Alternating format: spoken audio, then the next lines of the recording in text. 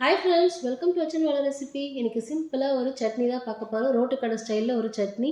ஒரு பேனில் 2 ஸ்பூன் எண்ணெய், கொஞ்சமாக கருவேப்பிலை, நல்லா பொரியட்டும் கருவேப்பிலை, ஒரு மீடியம் சைஸ் வெங்காயம், 5 பச்சை மிளகாய், உங்கள் காரத்துக்கு ஏற்ற மாதிரி நீங்கள் ஆட் பண்ணிக்கோங்க.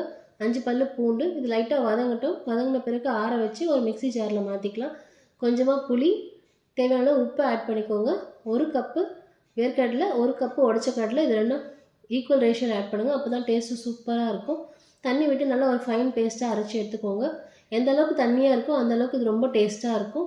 தாளிப்புக்கு ஒரு பேனில் கொஞ்சமாக எண்ணெய், கடுகு, கறிவேப்பிலை, காஞ்ச மிளகாய், 1 ஸ்பூன் உளுத்தம் பருப்பு, கண்டிப்பாக பெருங்காயம் ஆட் பண்ணணும். அப்போ தான் டேஸ்ட்டு சூப்பராக இருக்கும். நீங்களும் ட்ரை பண்ணி பாருங்கள். இதை தாளிப்பு இது கூட சேர்த்துடலாம்.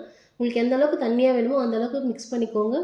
டேஸ்ட் பார்த்துட்டு சுட சுட இட்லியோட இந்த சட்னியை சர்வ் பண்ணுங்கள். செம்ம சூப்பராக இருக்கும்.